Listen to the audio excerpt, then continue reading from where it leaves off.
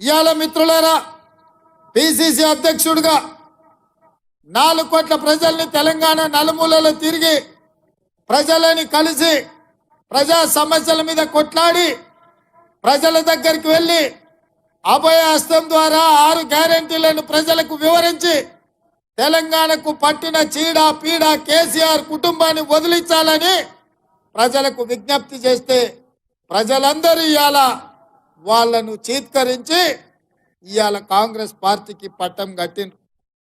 ఇయాల మీరు చూస్తున్నారు, వచ్చిన నుంచి మనమేమో అల్లా తప్పగా రాలే, అడుక్కొని రాలే, అయ్య పేరు చెప్పుకొని రాలే, లేకపోతే అడుక్క తిని రాలే. నిటారుగా నిలబడి కొట్లాడి కాంగ్రెస్ పార్టీ కార్యకర్తలు జెండా మోస్తే మీరు అభిమానంతో గుండెల్లో పెట్టి చూసుకుంటే సోనియమ్మ మీద మల్లికార్జున ఖర్గే గారి నాయకత్వం మీద నమ్మకంతో ఇవాళ కాంగ్రెస్ పార్టీని గెలిపించారు. 65 మంది శాసనసభ్యులు ఈరోజు ముఖ్యమంత్రిగా సిఎల్పి నాయకుడిగా మనల్ని ఎన్నుకుంటే మనం ఇవాళ ఉన్నాం.